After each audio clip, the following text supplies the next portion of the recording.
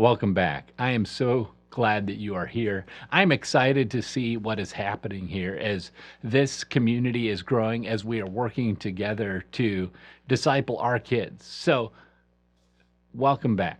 Now, I want you to know when you comment here, I'm going to read those comments. If you have suggestions, if you have questions, if you have videos you would like to see, comment.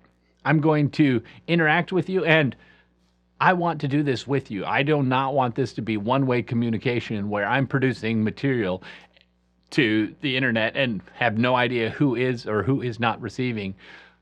Let's work on this together. Also, if you want to be a part of this community, by clicking subscribe. That's how we do this. This is how we can grow together. And when you click that bell notification, that actually alerts you every time a new video is up so that you don't miss them. And feel free to like or share. This also helps us expand this community. If you know of other people who are going through, have maybe some of these same questions, let's do this together. This week's video, I want to talk about baptism. What is baptism? Why do we get baptized? It's just a symbol, right? So why does it matter? And how do we know when our kids are ready to be baptized? I mean, let's be honest. My kids love playing baptism. In fact, my oldest, by the time he was 1, he was already telling me he was ready to get baptized. And so at what age does it make sense to baptize our kids? How do we know they're old enough? How do we know they understand enough? How do we know they're actually ready? This is a question I get from parents all the time. And so I thought, let's make a video about it. Let's delve into this, talk about what is baptism, why we do it, how do we know our kids are ready, and how can we best help them make a decision so that they have that lifelong relationship with Jesus Christ. Let's get started.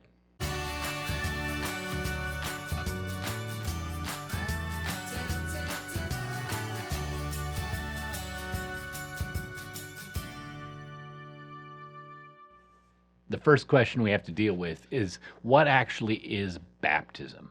I mean, yeah, it's going under the water and coming back up. But why? What does that mean? Well, in Romans chapter 6, verses 1 to 6, it talks about the symbolism of that. When you go under the water, it is like a burial. And when you come up, it's like a resurrection. That old life is dying, and you're starting a new life with Jesus Christ. It's about relationship. I'm going to do this on my own dies. And that new life with Jesus, that relationship, that life you and him are going to live together begins. And so that's the first thing. It's a symbol of relationship. Just like the wedding is the symbol of your marriage, it's the symbol of that relationship. Baptism is that symbol of your relationship with Jesus Christ. It's a critical thing because we want our kids to grow up having that lifelong relationship with Jesus. We want them to make that decision. But it's also an important symbol of one other thing, and that's found in 1 Corinthians chapter 12, verse 13. It says we're all baptized into one body, but what is that body? And that's the church.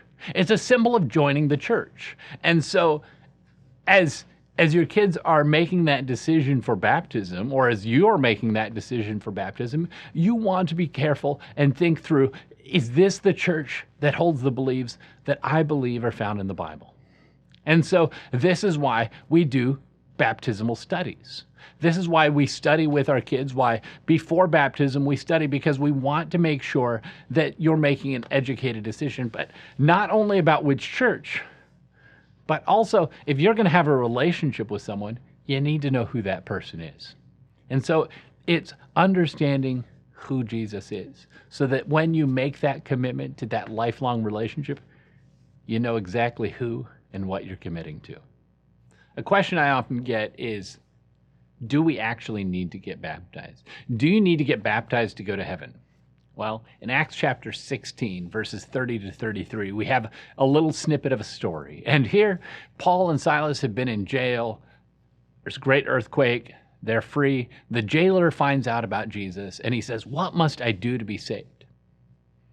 The answer that is given to him is not baptism. It's that relationship with Jesus Christ. You have that relationship with Jesus Christ, and then as a result of that, he and his family were baptized that night. Baptism is the symbol of the relationship. It is not the relationship. The thief on the cross was not baptized, but he was promised eternal life when Jesus comes again.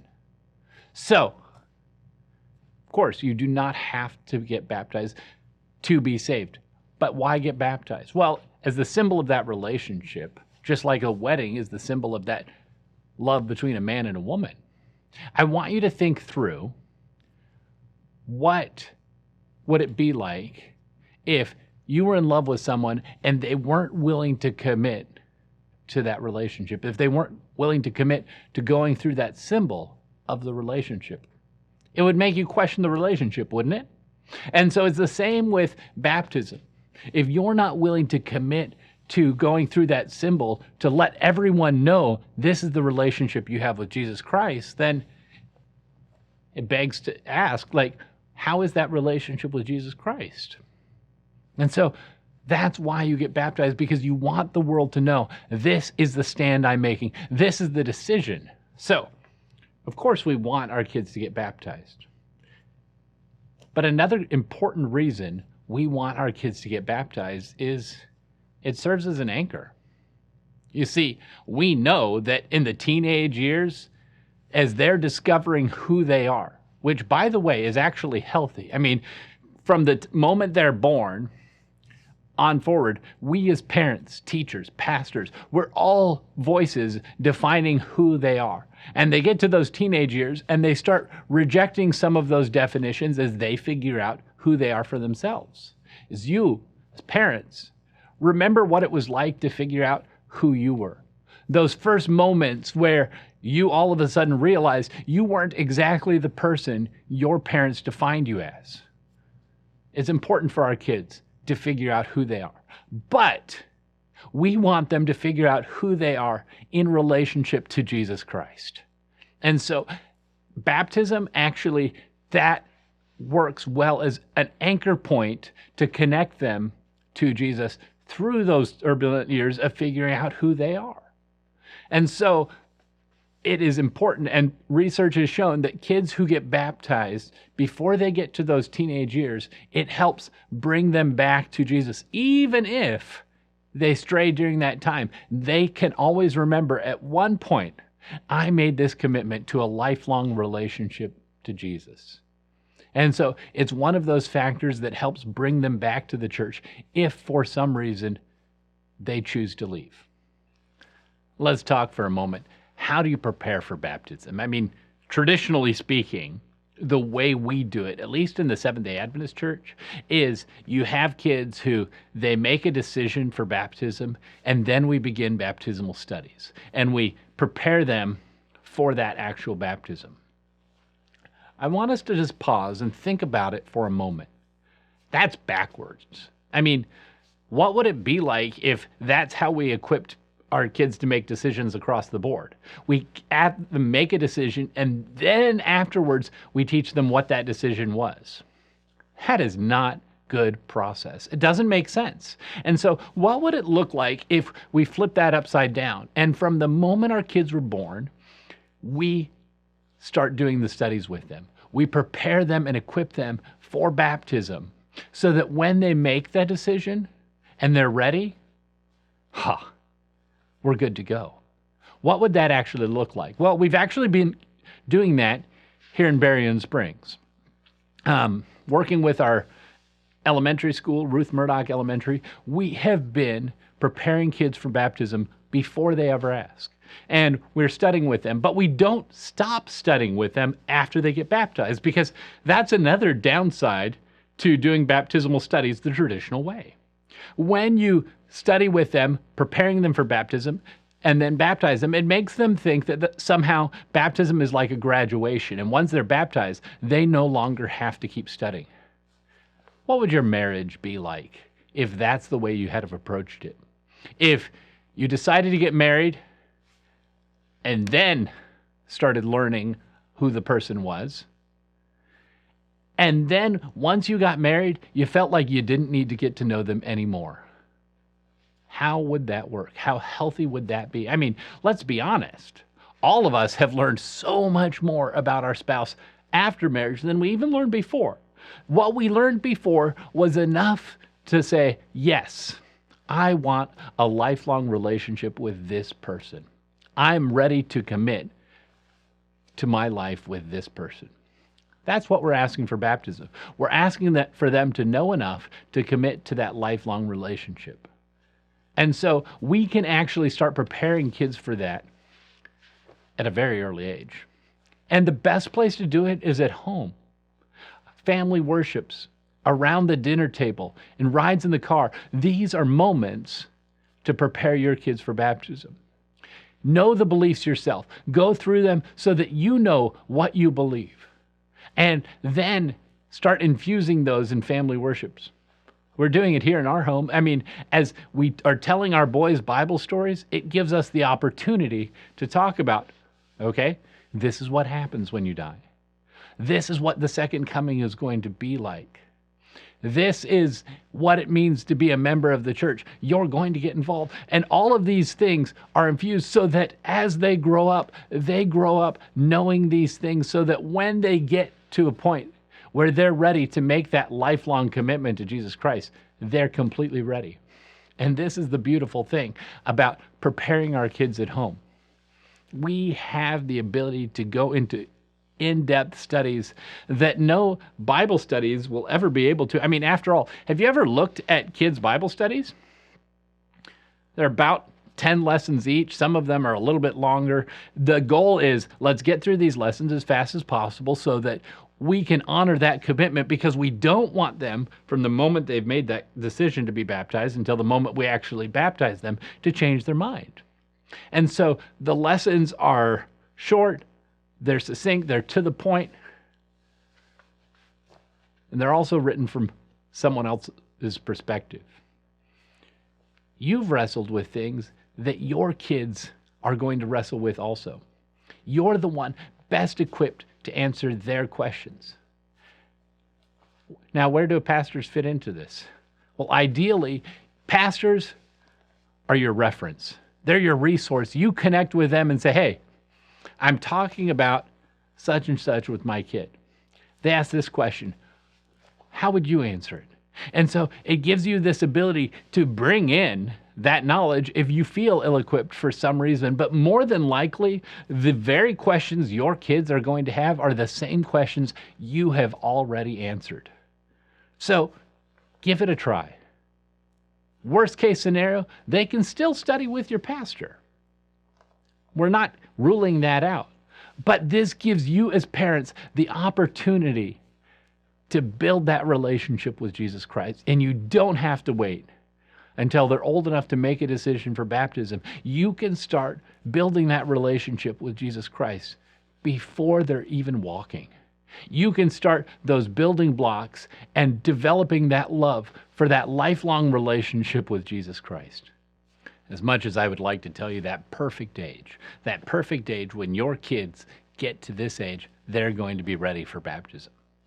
We all know that's not how our kids work. I mean, if you have more than one kid, you know that what works for the first does not work for the second. And so with baptism, there isn't going to be that clear age. Hey, by the time your kid reaches age 10, they're ready.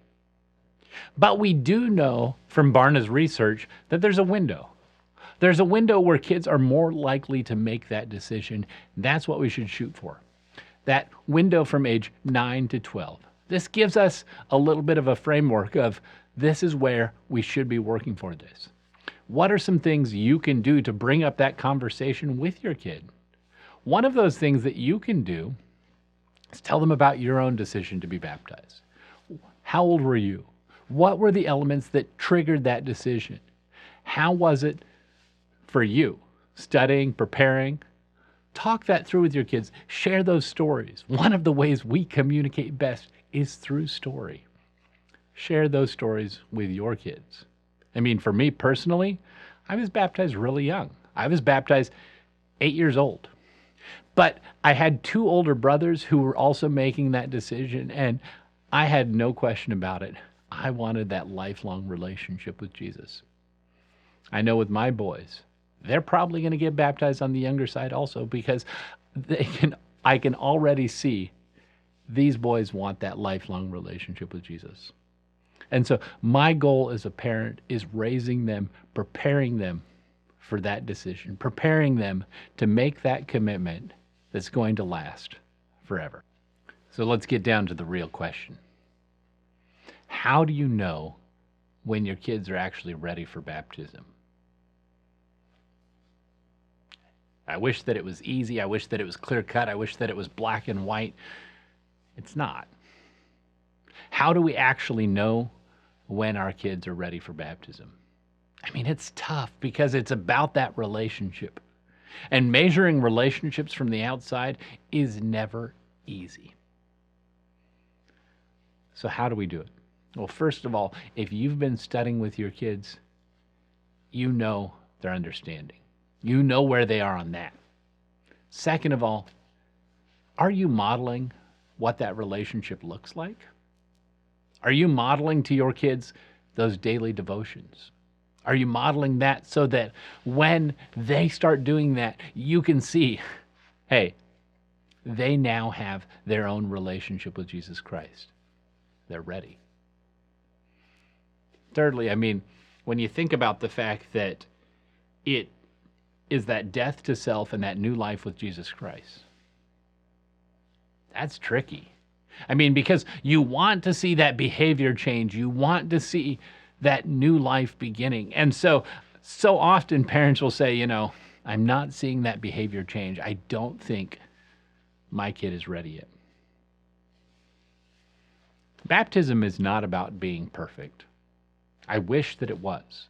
I wish that when we got baptized, we would have it all together and there would be no more problems. I wish that were true. I wish that were true for my kids, and I wish that were true for me. But that's not real. That's never been promised. It's never been true in our own lives. I wish that it was, but it's not. And so that's, as tough as it is, that's not how we decide. Do we encourage baptism if they're flagrantly living in sin and they're doing things they know to be wrong? Of course not. Because we want them to take that relationship with Jesus seriously. It's a serious decision. This is like marriage, guys. So do not underestimate it. But how do you know when your kids are ready for that lifelong relationship with Jesus? When they tell you. When that's the decision they've made and they don't want to back down from it and they keep asking, let's do it. And if they're not ready, fantastic. Take that opportunity to go deeper with them.